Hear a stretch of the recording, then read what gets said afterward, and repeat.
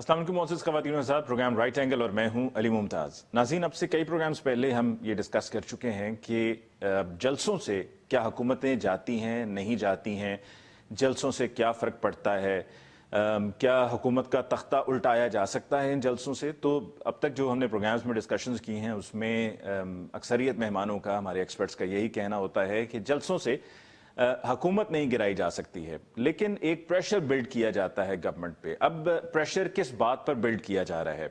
Opposition का ये कहना है, जो 11 जमातों का इत्तेहाद है, कि ऑपोजिशन बिल्ड किया जा रहा है कि जी महंगाई है, बेरोजगारी है, जो वादे किए थे नौकरियों के, जो घरों के वादे किए थे वो वादे पूरे नहीं किए, सिस्टम सही से मैनेज नहीं हो पा रहा है और हुकूमत बुनियादी तौर पे नाअहल है, नालायक है। जबकि हुकूमत का ये कहना है कि ये जलसे सिर्फ इसलिए किए जा रहे हैं कि ऑपोजिशन को एनआरओ मिल जाए और जो उन पर केसेस हैं उन केसेस को खत्म किया जाए। लेकिन जहां तक गवर्नमेंट की परफॉर्मेंस की बात है तो गवर्नमेंट की परफॉर्मेंस पे इस पे भी कोई दूसरी राय नहीं है कि बहुत से सवाल उठते हैं, बहुत से इश्यूज हैं जो आए दिन गवर्नमेंट के सामने आते हैं। प्राइम मिनिस्टर इमरान खान साहब मुख्तलिफ तकरीबात में जो गुफ्तगू करते हैं, जो अपने ख्यालात का इजहार करते हैं, उसमें भी बहुत कुछ ऐसा वो कह देते हैं जो हमारे लिए हमारे प्रोग्राम्स का टॉपिक भी बन जाता है और डिस्कशन करना फिर जरूरी भी हो जाता है, because it's coming from nobody else but the prime minister himself. Imran Khan साहब जो हुकूमत में आने से पहले बहुत से दावे करते रहे कि मेरी टीम ऐसी है, मैंने बड़ी चुनकर टीम सेलेक्ट की है, मुझे टीम सिलेक्शन आती है और हमारी मुकम्मल तैयारी है, वो अब से कुछ ही दिन पहले ये फरमा रहे थे कि जी हमें तो वो टाइम नहीं मिला। और फिर वहां पर उन्होंने अमेरिका का रेफरेंस दिया कि प्रेसिडेंट इलेक्ट जो बाइडन मुंतखब होने के बाद उनके पास ये तकरीबन 3 महीने का टाइम है कि वो पूरी ब्रीफिंग लें कि इकॉनमी कहाँ पर खड़ी है, मुख्तलिफ मामलात पर, इशू पर उनकी क्या अप्रोच और क्या हिकमत अमली होनी चाहिए और अपनी वो टीम को बिल्ड करें। तो आज के प्रोग्राम में हम इसी हवाले से बात करेंगे, गवर्नमेंट की परफॉर्मेंस पे बात करेंगे, गवर्नेंस कहाँ ठीक है, कहाँ गलत है, जो अपोजिशन की तरफ से प्रेशर बिल्ड हो रहा है उसका अपोजिशन को क्या फ़ायदा होगा और ये क्या कोई अपोजिशन के लिए फ़ायदेमंद साबित होगा भी या नहीं, क्योंकि गवर्नमेंट तो बहुत ही पॉजिटिव दिखाई दे रही है और उनको मालूम है कि हमारी फुटिंग बड़ी स्ट्रांग है। फिर जो इत्तेहादी हैं, हमें यह भी मालूम है कि इत्तेहादियों पर गवर्नमेंट बेस कर रही है, तो इत्तेहादियों में मुत्तहिदा कौमी मूवमेंट की तरफ से एक बार फिर कुछ नए इख्तलाफात सामने आ रहे हैं। तो एमक्यूएम क्या चाहती है? आज के प्रोग्राम में डिस्कशन के लिए हमारे मौजूद मेहमानों का तारुफ, गो कि किसी तारुफ के मोहताज नहीं, आप सब बहुत अच्छी तरह से उनसे वाकिफ हैं, उनको पसंद करते हैं, उनके एनालिसिस को सुनते हैं। हमें ज्वाइन किया जी लाहौर स्टूडियो में सीनियर सहाफ़ी तज़किया सज्जाद मीर साहब ने। सज्जाद मीर साहब का बहुत बहुत शुक्रिया कि आपने हमें ज्वाइन किया।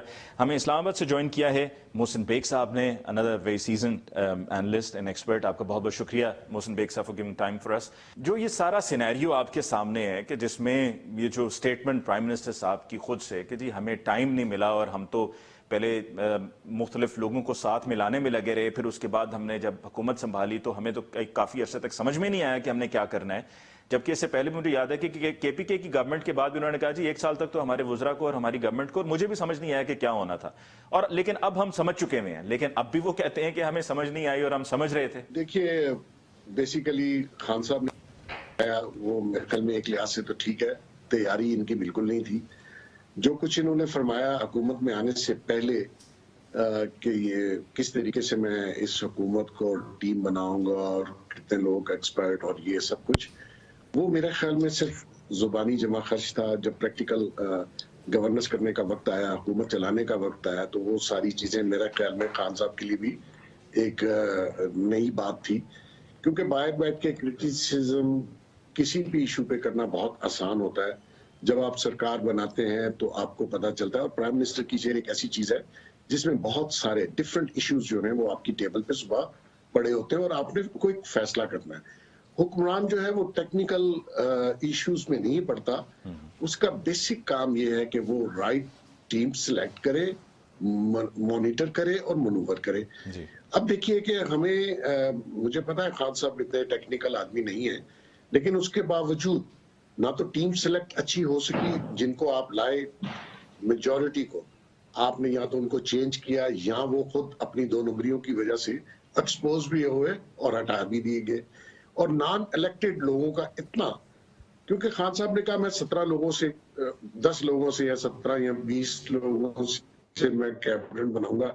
अब इस वक्त कैबिनेट की तादाद 60 है, جس میں تقریباً 16 یا 17 لوگ نام الیکٹڈ ہیں جو کہ اصل میں گورنمنٹ رن کر رہے ہیں، اور وہ گورنمنٹ رن کر رہے ہیں اپنے مفادات کے لیے، اور خان صاحب کو وہ جھوٹ بریفنگ دیتے ہیں۔ اگر ابھی بھی خان صاحب یہ سمجھتے ہیں کہ میں کچھ سیکھ جاؤں گا 3 سال میں، تو میں سمجھتا ہوں یہ ان کی بھول ہے، کیونکہ ان سے پہلے جو حکومت میں لوگ آئے 3 بار آئے، وہ بھی بیچارے سیکھ نہیں سکے، وہ بھی ڈیلیور نہیں کر سکے، وہ بھی اس طریقے سے اس ملک اور عوام کی خدمت نہیں کر سکے جیسی کرنی چاہیے تھی۔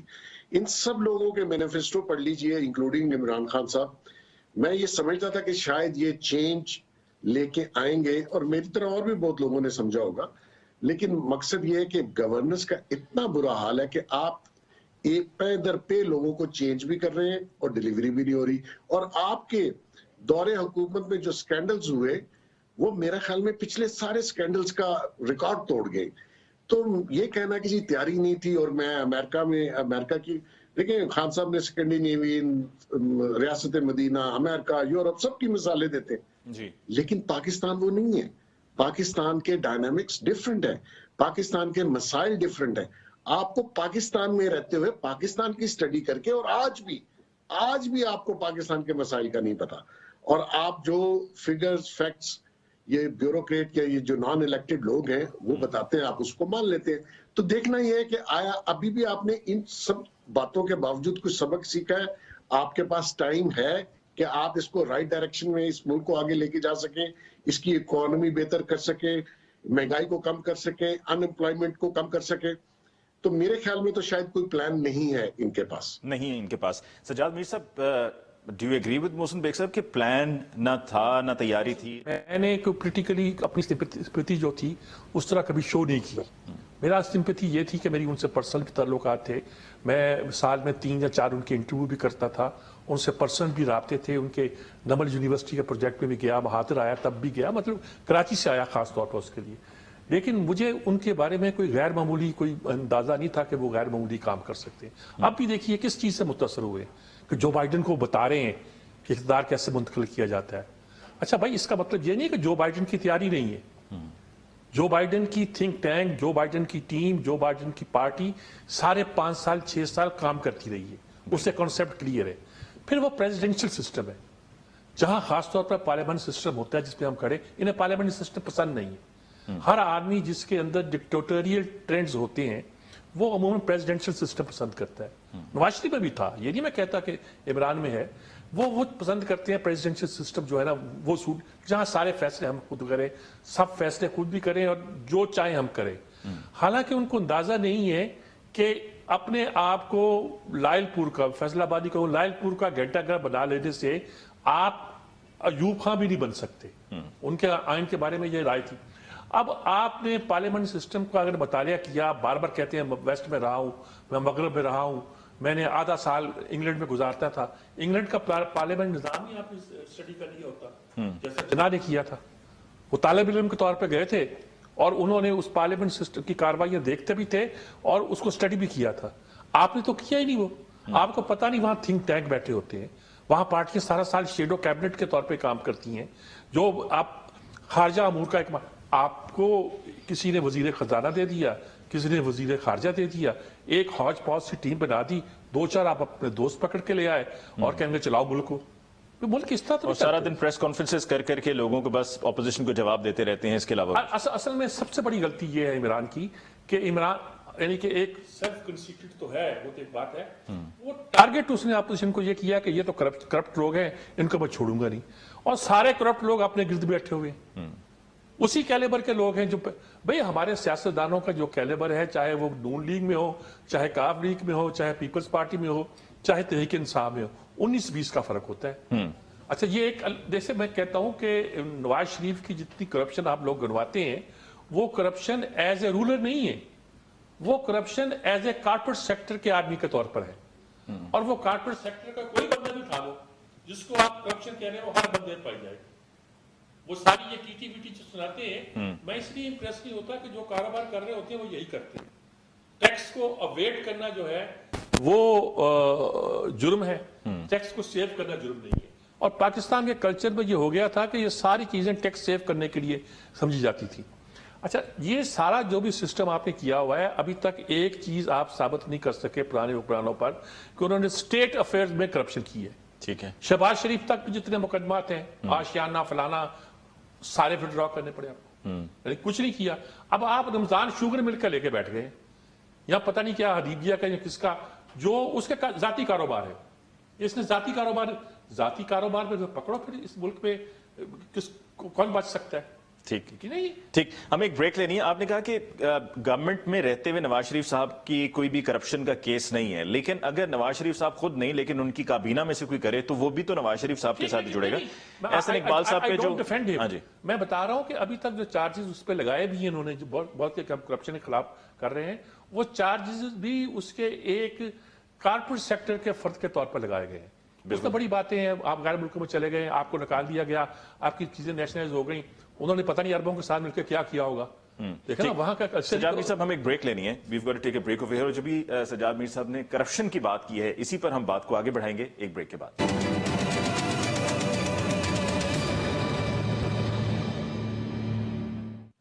नाज़रीन, ब्रेक के बाद एक दफा फिर आपको कहते हैं खुशामदीद। डिस्कशन को आगे बढ़ाते हुए मोहसिन बेग साहब, भी करप्शन की जो बात सजाद मीर साहब ने की, आपने भी कहा कि मौजूदा दौरे हुकूमत में जो स्कैंडल्स आए हैं, इन्होंने पिछले तमाम स्कैंडल्स का रिकॉर्ड तोड़ दिया है। इमरान खान साहब के, जिनको आप भी बहुत अच्छी तरह से जानते हैं, कि हमेशा ये कहते रहे हैं कि जी करप्शन नहीं होने देंगे, आपने मुझे देखना है, अगर मैं ऊपर ठीक हूं तो मेरे नीचे भी सब ठीक होंगे, और किसी किस्म की किसी करप्शन को जो है वो बर्दाश्त नहीं किया जाएगा।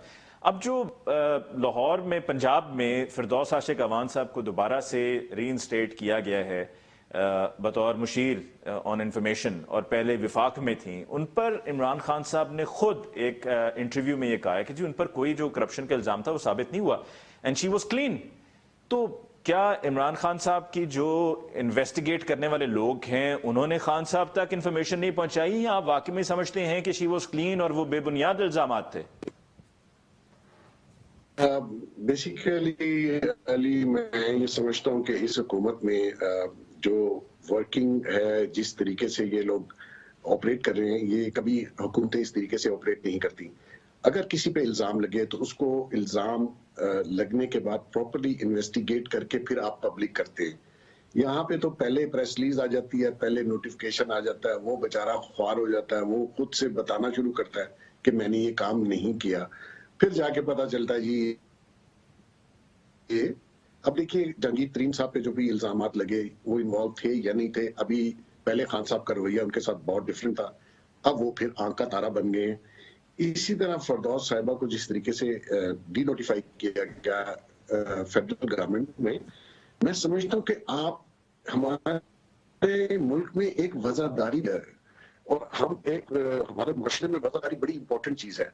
आप अगर किसी अपने कुलीग को, अपने किसी सबॉर्डिनेट को, या अपने पार्टी में से किसी को निकालते हैं तो एक वजादारी से उसको कहते हैं आप रिजाइन कर दीजिए, जो कि एक रिस्पेक्टेबल वे है जब तक आपकी इंक्वायरी कंप्लीट नहीं होती।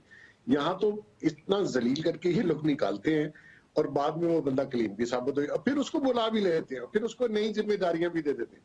यहाँ पे जितने भी करप्शन के केसेस अभी तक इन्होंने दूसरों पे लगाए हैं इल्जामात, अपोजिशन पर या लोगों पर, मैं समझता हूं कि उनमें भी आधों केसों में हकीकत ही नहीं है।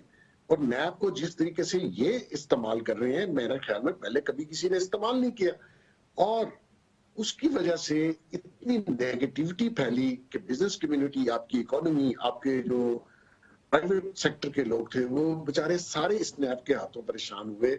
और खासकर आपने जब ये कहा कि जी हम करप्शन, आप मुझे खुद बताइए कि करप्शन आजकल खत्म हो गई है इस मुल्क? बिल्कुल भी नहीं। आया, यूनेस्को की रिपोर्ट आई है कि सबसे ज्यादा करप्शन जो है वो केपीके और सेकंड नंबर पंजाब है, तो वो कहाँ खत्म हुई? तो बातें करने से, ओपोनेंट को रगड़ने से, आपने उनका करप्शन का बयानिया जो भी था नवाज लीग का या पीपल्स पार्टी का, वो इतना आपने बयान किया कि लोग फेड अप हो गए, और अब लोग मानना नहीं चाहते, और उनका सारा जो आपने करप्शन का बयानिया उनके ऊपर डाला था, वो आज कहाँ है? पीडीएम वाले बाहर निकले हैं, उन्होंने आप पे इल्जाम लगाने शुरू किए। वाकई उसमें कई केसेस ऐसे हैं जिसमें जो गवर्नमेंट में बैठे हुए लोग हैं, आप नैब उसको नहीं पूछ रही।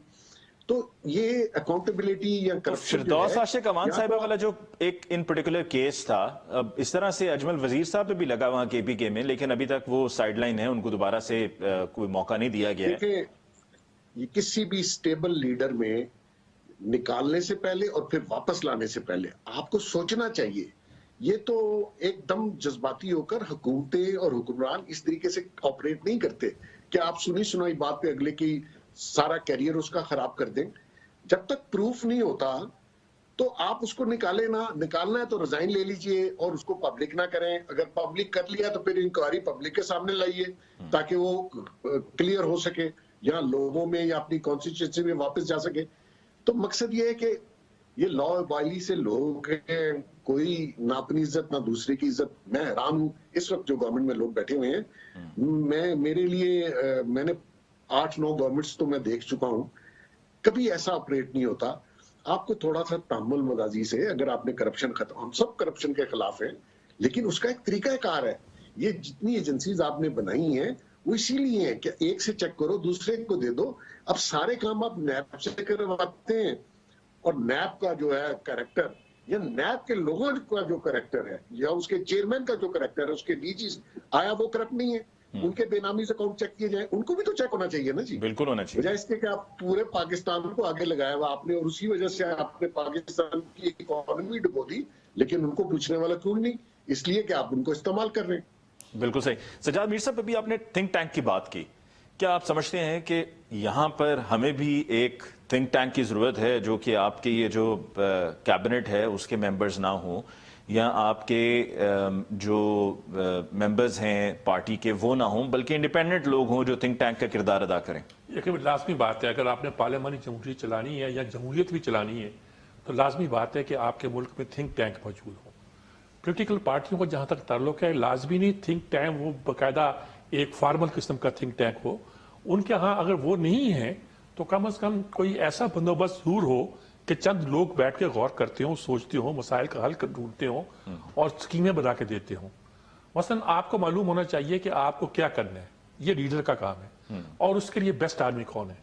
مثال کے طور پر آپ ایڈمنسٹریٹو ریفارم لانا چاہتے ہیں، اس لیے تو سین صاحب سے لائیں گے تو ان کا ایک خاص ٹارگیٹ ہے. ڈی ایم جی گروپ کے آدمی ہیں، انٹرنیشنل اسٹیبلشمنٹ سے ہو کے آئے ہیں، بہت نائس آدمی ہیں، ذاتی طور پر میں ان کو جانتا بھی ہوں. لیکن یہ ہے کہ وہ ایک خاص ڈب کی جو ریفارمز ہیں وہی لے کر آئیں گے. ٹھیک ہے. وہ ریفلیکٹ کریں گی آپ کے پوائنٹ آف ویو کو. کیا آپ کے لیے وہ ایکسیپٹیبل ہے، کیا وہ مناسب ہے کہ نہیں ہے، یہ فیصلہ آپ کو کرنا ہے. اس وقت سوچنے سمجھنے کا کام کوئی نہیں کرتا. کوئی زلفی بخاری کرتا ہوگا تو کرتا ہوگا، مطلب یعنی کہ آپ نے زلفی بخاریوں پہ ملک چھوڑ رکھا ہے. وہ آتے ہیں ایک اسکیم لے کر آتے ہیں، آپ اس پہ عمل کر دیتے ہیں، عمل درآمد ہو جاتا ہے. اللہ اللہ خیر صلی اللہ. اس طرح میرے خیال میں ملک نہیں چلتے. اور یہ سارا جو اس ملک کے اندر نہیں، لیکن یہ جس طرح دیکھیں نا ابھی یہ بلین ٹری شہد کا جو پروجیکٹ ہے، یہ بھی تو کسی نہ کسی نے ان کو سجیسٹ کیا ہوگا. اس پر خیر لوگوں نے یہ بھی کہا کہ یہ شہد یہ وہ کہیں علی امین گنڈا پور کے ساتھ ریلیٹ کرتے ہیں لوگ کہ کہیں یہ نہ ہو کہ وہ والا سلسلہ شروع ہو جائے. لیکن یہ کہ شہد انڈے کٹے کا جو کانسیپٹ ہے وہ غلط نہیں تھا، لیکن وہ تو ہوتے ہیں بات کے کنسپٹ. اس کو آپ اپنے ترقی کا انجن بنا کے پیش کریں تو وہ غلطی ہے. اگر ملک میں ایک چینج لانے کے لیے اس طرح کے چھوٹے موٹے پروجیکٹ اس میں غریب، یہ تو اخوت کا کام ہے نا. یہ اخوت ادارہ نہیں ہے حمزہ ثاقب صاحب کا، یہ ان کے کرنے کے کام ہے. وہ آپ نے ریاست کی اسٹیٹ کے کر دیا، اور صرف یہی نہیں بلکہ آپ نے اکانومی بدلنے کا اس کو انجن قرار دے دیا، گویا اس طرح بنا دیا. تو اس طرح تو ملک نہیں چلتے. دیکھیے آپ نے افینڈ کیا پولیٹیشین کو صرف نہیں، بیوروکریسی کو بھی ان کو خوف مبتلا کر دیا نیب کے، اور اس کے ساتھ ہی آپ نے بزنس مین کو خوفزدہ کر دیا. آپ بار بار جاتے تھے کہ نیب کا دائرہ بزنس مین پر نہیں ہوگا، آرڈیننس جاری کر دیا. بیوروکریسی کو یہ نہیں کیا جائے گا، میں ان کو ریوارڈ کروں گا، یہ کروں گا. کوئی مان کے نہیں دے رہا. سب سہمے ہوئے ہیں کہ اس آدمی کو کوئی اعتبار نہیں، کل پھر سمر سٹارٹ لے لے، اسے یو ٹرن کہہ دے اور یہ بتا دے یو ٹرن جو ہوتا ہے وہ بڑے لیڈرز کی نشانی ہوا کرتا ہے. تو کیا کر دیں گے آپ؟ تو ملک کو چلا کون رہا ہے پھر؟ کیا گورنمنٹ خود چلا کے سہارے چلی جا رہی ہے، یا بابوس چلا رہے ہیں جن کو یہ بیوروکریسی کو بابو کہتے ہیں؟ کمال ڈرائیور نہ انجن کی خوبی، خدا کے سہارے چلی جا رہی ہے. اور قصہ یہ ہے کہ یہ بات پہلے طے ہونی چاہیے کہ جو لوگ بھی جس کو یہ کہتے ہیں سلیکٹر ہیں، جو لوگ بھی جو پیچھے بیٹھ کے کنٹرول کر رہے ہیں اور شاید ملک کی بہتری کا کانسیپٹ لے کے کر رہے ہیں، ان کے وہ اس چیز کے ایکسپرٹ نہیں ہیں. میں صاف لفظوں میں کہتا ہوں آج تک فوج نے اکنامک انٹرسٹ ان کے یقیناً رہے ہیں. فوج کو سیکورٹی کو دفاع کو ضرورت ہوتی ہے پیسے کی، پیسوں کے بغیر جنگ بھی نہیں لڑ سکتے آپ، لیکن وہ اکنامک معاملات میں خود داخل ہو کر ملک کی اکانومی بہتر کرنے کے لیے کبھی نہیں آئے سامنے. اس بار وہ بھی آ گئے. آپ کی کمیٹی میں آپ کے آرمی چیف ٹاپ پہ بیٹھ کیوں؟ انہیں کسی چیز پہ اعتبار نہیں کہ آپ کر سکتے ہیں. اچھا آپ خارجہ پالیسی ان سے چلا رہے ہیں، آپ وزارت خزانہ ان سے چلا رہے ہیں، آپ بندے بھی سارے وہ لے کر آئیں، کیا رزلٹ ملے گا؟ ٹھیک، ایڈمنسٹریٹو کنٹرول کی جی ہم بات کریں گے، لیکن اس سے پہلے ہمیں ایک وقفہ لینا ہے، اور وقفے کے بعد جب ہم لوٹ کر آئیں گے تو ہم محسن بیگ صاحب سے بھی پوچھیں گے کہ کیا پرائم منسٹر صاحب کی غلطی یہ ہے کہ وہ بات بہت زیادہ کرتے ہیں، کہ جتنی بات کریں گے اتنی ہی پھر چیزیں ملیں گی سب کو ڈسکس کرنے کے لیے، اور اتنی ہی خامیاں بھی پھر سامنے آئیں گی، یا اتنے ہی پھر یو ٹرنز بھی سامنے آئیں گے. تو the lesser you speak the better it is. اس پر ہم بات کریں گے محسن بیگ صاحب سے ایک بریک کے بعد.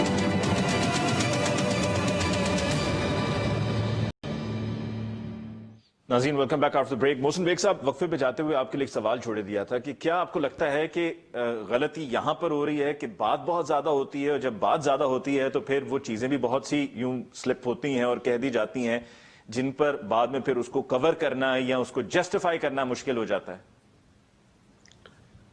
بالکل علی، ایسا ہی ہے، کیونکہ الیکشن سے پہلے بہت سے لوگوں نے ان کی باتوں پہ اعتبار کیا، خاص کر پاکستان کے جو عوام باقی پولیٹیکل پارٹیز سے متنفر تھے، اور وہ سمجھ رہے تھے کہ شاید وہ ملک صحیح ڈائریکشن میں نہیں لے کے جا رہے، اور کرپشن کا بھی بہت زیادہ زور و شور تھا دونوں مین پولیٹیکل پارٹیز کے اوپر. تو خان صاحب کو لوگوں نے ایک امید کی کرن سمجھا، اور بہت سے مڈل کلاس اور ینگ لوگوں نے ان کو ووٹ کیا، اور ان کی باتیں سن کر اور ان کے فیوچر کے پلان سن کر. اب جو سب سے امپورٹنٹ بات ہوئی ہے، اور جو میں سمجھتا ہوں کہ اس ملک کے لیے بہت خطرناک ہے، اور ینگ لوگوں کے لیے اور مڈل کلاس کے لیے، کہ ان کی امید ٹوٹی، ان کا اعتبار ٹوٹا. وہ شاید کسی پولیٹیشین پہ اعتبار نہ کرے، کیونکہ خان صاحب نے جس طریقے سے اپنی باتوں سے ان کو یہ باور کروایا 2-2.5 سال 3 سال جو یہ اپوزیشن میں جلسے کر رہے تھے، تو لوگوں نے اعتبار کیا. لوگوں نے سمجھا کہ زرداری صاحب کی پالیسیز غلط تھی، انہوں نے سمجھا نواز شریف صاحب کی پالیسیز غلط تھیں. عمران خان آئیں گے اور پالیسیز لائیں گے، تو وہ پالیسیز کہاں ہیں؟ اگر وہ ان کی غلط تھی تو آپ کی صحیح والی پالیسیز کہاں ہیں؟ اگر وہ غلط تھے، غلط ڈائریکشن میں جا رہے تھے، تو آپ کی ڈائریکشن کہاں ہے؟ تو دیکھنا یہ ہے کہ آپ نے لوگوں کی امید توڑی ہے، لوگوں کو اس جمہوریت سے سو کالڈ جو آپ جس کا روز چرچا کرتے ہیں اس سے متنفر کیا آپ نے لوگوں کو. تو یہ سب سے بڑا نقصان ہے ان ساری باتوں کا جو آپ کرتے ہیں. ٹھیک، سجاد میر صاحب، ایڈمنسٹریٹو کنٹرول کیا گورنمنٹ کا کہیں پہ بھی، کے پی کے میں حکومت میں ہے، وفاق میں ہے، پنجاب میں ہے، کہیں پر ایڈمنسٹریٹو کنٹرول ہے، یا وہ جو کسی دور میں ہمیں ہوتا تھا کہ جی بیوروکریسی شہباز شریف صاحب کے نام سے سہم جاتی تھی، یا ان کا ایک ان پر اثر تھا اور وہ اس کو اپلائی کرتے تھے اور کام بھی پھر اسی طریقے سے لیا جاتا تھا، وہ چیز اب نہیں ہے؟ دیکھیں، شہباز شریف جب آئے تھے تو عام طور پر یہ گنا جاتا تھا کہ پرویز الہی نے جس پیار سے بیوروکریسی کو چلایا ہے، شہباز شریف اس کو تباہ کر دیں گے، وہ اس کو ستیہ ناش کر دیں گے. وہ سارے بیوروکریٹ شروع میں ان سے ناراض نظر آتے تھے، لیکن داد دینا پڑتی ہے اس آدمی کی کہ اس نے 3-4-5 مہینوں کے اندر اپنی ٹیم اس طرح سیٹ کر دی کہ بیوروکریسی ان کے ساتھ کوآپریٹ کرتی تھی، اور وہ ڈنڈا بھی چلاتے تھے، رات کے 3 بجے بھی جگہ پہ پہنچ جاتے تھے، کام کرتے تھے. یہ چھوٹی بات نہیں ہے. انہوں نے پاور پروجیکٹ جس طرح لگائے ہیں 2 سال میں، 22 مہینے میں، یہ ورلڈ ریکارڈ ہے. اور یہ ہے کہ ان پاور پروجیکٹس کے بارے میں، یہاں لاجسٹک کے بارے میں، ہماری سڑکیں کے بارے میں، موٹر وے کے بارے میں جو بھی پروجیکٹ اس زمانے میں کیے ہیں، اس زمانے میں جو بھی مقدمے اسے خلاف بنانے کی کوشش کی گئی ہے، مثلا ملتان پروجیکٹ پر، وہ کبھی درست ثابت نہیں ہوئے. انہوں نے ریکارڈ مدت میں بہت کم مدت میں اتنے فرض کیا آپ کو میٹرو بنا دی، لاہور کی، ملتان کی، پنڈی کی، اسلام آباد کی، آپ سے ایک نہیں بنی. BRT دیکھیں نا، آپ سے پشاور کی ایک نہیں بنی. یہ ثابت کرتا ہے کہ آپ کی ایڈمنسٹریٹو کیپیسٹی جو ہے وہ کمزور ہے. حالانکہ پرویز خٹک ایک بہتر چوائس تھا. اور اس کے بعد آپ اگر یہ چاہتے ہیں، دیکھیں نا، بیوروکریسی کو قابو کرنا پڑتا ہے. لازمی نہیں کہ آپ پرویز الہی کی ٹیم لے آتے، آپ نے ڈفرنٹ ٹیم لائیں یا کچھ بدل کے لائیں. کچھ پرانے لوگوں، میری نظر میں ہے وہ لوگ بہت سارے جو پرویز الہی کے زمانے میں تھے، پھر انہوں نے ڈیڈ لائن لگایا، پھر 4-6 مہینے کے بعد ان کو واپس لے آئے، ان سے بات چیت بھی ہوئی ہوگی، انڈرسٹینڈنگ کی ہوگی. آپ کو مضبوط بیوروکریسی کے بغیر، یعنی خاکی بیوروکریسی نہیں، یہ جو بیوروکریسی کے بغیر تو ایوب خان گورنمنٹ نہیں چلا سکا تھا، اور اس نے اس کو ڈسٹرب نہیں کیا تھا. یہ ایک طریقہ ہوتا ہے ब्यूरोक्रेसी एक जमहूरी निज़ाम है, खासतौर पर हमारे पार्लियामानी निज़ाम में जैसा पाकिस्तान में है, एक रीढ़ की हड्डी की हैसियत रखती है। अगर सियासतदान जिसकी ट्रेनिंग नहीं होती बकौल इमरान खान के, उसको अगर सही गाइडलाइन देनी है तो वो उस आदमी ने देनी है जो कि ऑफिस में बैठा हुआ डेस्क वर्क कर रहा है।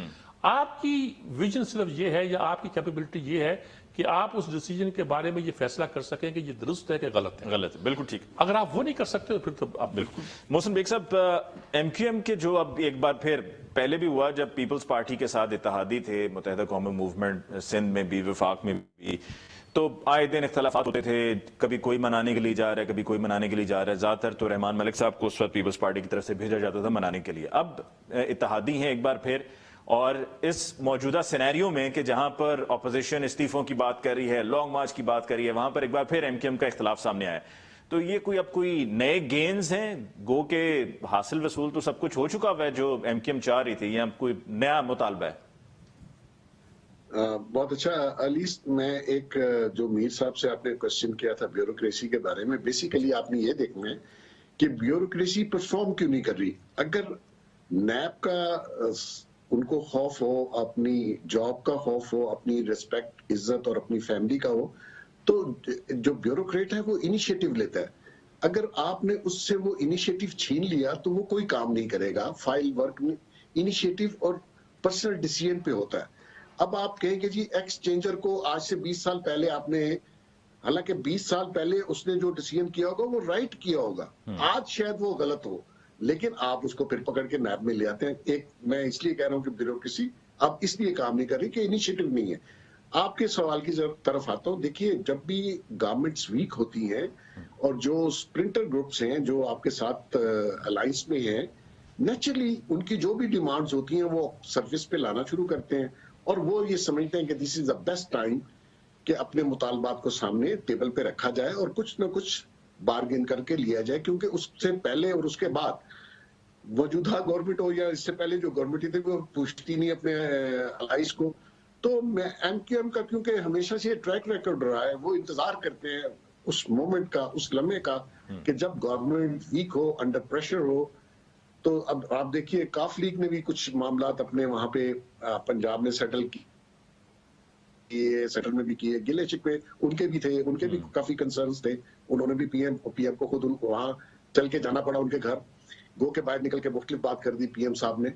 तो मकसद ये है कि ये उनके लिए राइट टाइम है, और एमक्यूएम हो या काफ लीग हो, नेचुरली वो चाहेंगे कि इस टाइम में अपने मुतालबात पूरे कीजिए। और वैसे भी खान साहब ने उनको बेचारों को क्या देना है, काफ को या एमक्यूएम को। उन्होंने अपनी पीटीआई देख लीजिए, पीटीआई के मिनिस्टर कहाँ है, सारे इधर उधर से लाके आपने बिठा दी, अपनी पार्टी अपने जीरो कर दी। पीटीआई के लोग जो इलेक्शन जीते हैं वो भी बाहर हैं, जो हारे हैं वो भी बाहर हैं। तो मकसद ये कि पॉलिटिकल पार्टीज और पॉलिटिकल सिस्टम इस तरह चलता नहीं है जिस तरह वो चलाने की कोशिश कर रहे हैं। बिल्कुल। आखिरी सवाल सजाद मीर साहब, बाई इलेक्शंस का इलेक्शन कमीशन ऑफ पाकिस्तान की तरफ से अनाउंस कर दिया गया है फरवरी में कि कुछ कौमी असेंबली की और कुछ सूबाई असेंबली की नशिस्तें हैं जहां पर इलेक्शंस होने हैं। क्या आप समझते हैं कि उन इलेक्शंस के रिजल्ट से ये रिफ्लेक्ट हो जाएगा कि कौन सी जमात कहां पर खड़ी है, बिलखुसूस अगर हम पंजाब की बात कर लें? अच्छा, वो कोई ऐसा सैंपल नहीं है कि वो पूरे मुल्क पे रिफ्लेक्ट करे, तो पहली बात तो ये है। लेकिन ये बहुत सी बातों पर ये पता चल जाएगा कि जो सीटें जिसके पास थी उसके पास रहती हैं कि नहीं रहती हैं, और मेरा ख्याल है रहेंगी। पीपल्स पार्टी अपनी सीटें जीतेगी, ये करेंगी, क्योंकि इस वक्त कोई गड़बड़ करने के मूड में नहीं होगा। वो एस्टेब्लिशमेंट भी कुछ नहीं आउट ऑफ द वे जाके इनको सपोर्ट नहीं करेगी। अगर ये उनके स्टेक हैं, कुछ लोग तजिया करते हैं कि एक तरफ तो हुकूमत है, दूसरी तरफ अपोजिशन है, तीसरी तरफ एस्टेब्लिशमेंट है, वो एक अलग पार्टी है, वो भी एट स्टेज पर, उनकी हुकूमत के साथ भी उन्हें डील करना है, उन्हें अपोजिशन। लेकिन सजाद मीर साहब, आपने कहा कि एस्टैब्लिशमेंट अभी कोई रोल नहीं प्ले करेगी, लेकिन अगर इस पॉइंट ऑफ व्यू, इस एंगल से सोचा जाए कि एस्टैब्लिशमेंट के ज़हन में ये हो कि जी जो मलाइन करना था वो तो आपने कर दिया, इससे ज्यादा और क्या करना है, तो ठीक है फिर आप वो तो करते रहे, हमने अगर कुछ करना होगा तो हम कर लें। असल में ये जो मलाइन करने वाली बात है ना, ये भी अंदर की बड़ी कहानियां हुआ करती हैं। आज वो दुरानी साहब आके मिले हैं शहबाज शरीफ से, वो तकरीरें कर रहे हैं, बाहर आके बयान दे रहे हैं कि कर रहे हैं कि होना चाहिए, अच्छा होना, शायद हो सकता है कोई पैगाम लेकर आए हों। क्या पता आपको कि जरदारी साहब को क्या पैगाम जाते हैं, या नवाज शरीफ को क्या पैगाम जाते हैं, या वो किस जरिए के साथ कौन सा पैगाम भेजते हैं। ये रमूज सल्तनत जो है ना जी, ये बड़े नाजुक हुआ करती हैं, ये छोड़ दें इसको। होना ये है कि ये सब वक्त कुव्वत ये है, हुकूमत एक अलग कुव्वत है, वो कहते हैं हम सेम पेज पे हैं। वो सेम पेज व सेम पेज नहीं होता, उनका अपना सफ़ा है और वो सरह वर्क है, और सरह वर्क के साथ आप शेयर नहीं करते। किताब का कहीं कोई हिस्सा होंगे तो होंगे और उस पेज पे वो भी मौजूद होंगे, लेकिन सरह वर्क आप नहीं है। और यकीनी तौर पर उनका स्टेक पे बहुत ज्यादा है। वो जिस तरह उनको इन्वॉल्व होना पड़ा इन मामलात पर, और उसके बावजूद रिजल्ट नहीं दे पा रही ये पूरी टीम, और अपोजिशन बार बार कह रही है नलायक ले आए या सिलेक्टर्स आपने हमें लाओ, हम बेहतर चॉइस हो सकते हैं, तो इसका रिजल्ट तो पड़ता है। लेकिन मेरा नहीं ख्याल कि जो इलेक्शन अगर ये सारे वही रिजल्ट आए जो पहले थे, तो उसके बावजूद भी वो मुल्क के मामलों पर रिफ्लेक्ट करे। ये बात दुरुस्त है कि जब इलेक्शन करीब आते हैं तब आप डिसाइड कर सकते हैं कि इस वक्त उसके रिजल्ट किस रुख, कौन सा रुख इख्तियार करेंगे। आप साल 2 साल पहले कोई फैसला नहीं कर सकते। चलिए, सजाद मीर साहब को बहुत बहुत शुक्रिया। आपने भी सिलेक्टर्स की बात की, तो पाकिस्तान क्रिकेट बोर्ड में भी क्रिकेट टीम के चुनाव के लिए जो नए चीफ सिलेक्टर हैं, he is a Pindi boy, Mohammad Waseem. बहुत बहुत शुक्रिया आपका। मोहसिन बेग साहब, आपका बहुत बहुत शुक्रिया। नाज़रीन, इसके साथ ही आज के प्रोग्राम का वक्त खत्म हुआ चाहता है। मुझे अली मुमताज़ को दीजिए इजाजत। अल्लाह ने के मान।